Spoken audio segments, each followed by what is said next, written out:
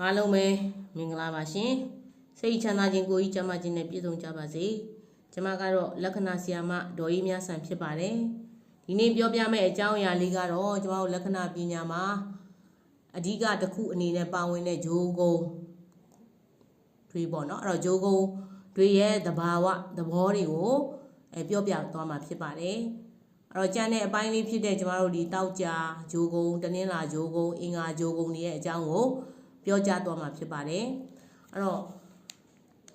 ဒီတောက်ကြဂျိုးကုံဆိုတာကျမတို့ဒီလက်မရဲ့ခြေရင်းမှာရှိတဲ့အသားဘူးနေရာလေးပေါ့နော်အဲဒါလေးကိုတောက်ကြဂျိုးကုံလို့ခေါ်ပါတယ်အဲ့တော့တောက်ကြဂျိုးကုံရဲ့သဘောတဘာဝကဘယ်လိုသဘောတဘာဝတွေရှိသလဲဆိုရင်သူကအချစ်တို့နော်ချစ်ခင်ခြင်းတို့ကျမတို့ဟိုပေါ့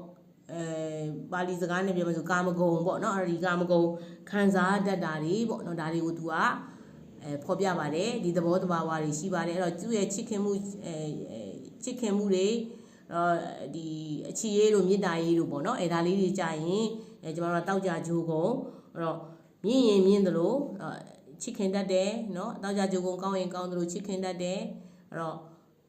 ခင်တတ်မင်တတ်တယ်အဲ့တော့မေတ္တာတရားနဲ့ပတ်သက်တာတွေမှာကြီးတယ်စသဖြင့်ပေါ့နော်ဒီလိုလေးတွေပြောလို့ရပါတယ်တခါတော့တောက်ကြဂျိုးကုံနဲ့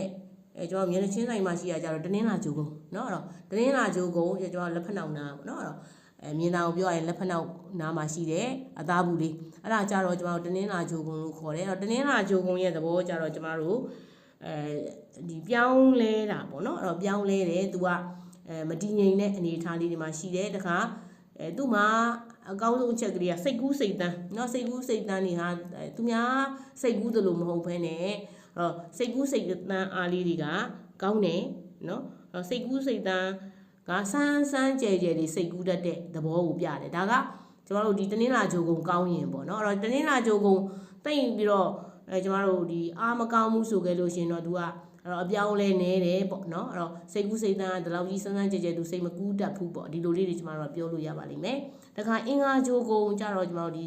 တောက်ကြနဲ့ပေါ့နော်တောက်ကြနဲ့ဒီကျမတို့လက်ညှိုးချေရမှာရှိတဲ့အသားဘူးကကြာတာပရိအဲ့တော့ကြာတာပရိနဲ့တောက်ကြကြားမှာရှိတာကကျမတို့အင်္ဂါအဲ့တော့အင်္ဂါမှာသူကအဖိုးအဲ့တော့အင်္ဂါအဖိုးဂျိုးကုံဖြစ်ပါတယ်အဲ့တော့အင်္ဂါရဲ့သဘောကြတော့ကျမတို့ခွန်အားတတိเนาะခွန်အားရှိမယ်တတိရှိမယ်သူမှရန်လိုတတ်တယ်ဒီလိုလေးတွေရှိမယ်တခါနောက်တစ်ချက်ကလေးကကျမမရေးလိုက်ရလို့အဲ့မှာသူကဘာလဲဆိုရင်ညင်းခုန်လွဲတယ်သူကเนาะဒီအင်္ဂါအဖိုးဂျိုးကုံကဒီမြင့်မောက်နေလို့ရှိရင်လေเนาะအဲ့တော့အငင်းတန်တဲ့ဒီအားလေးသူ့မှာရှိပါတယ်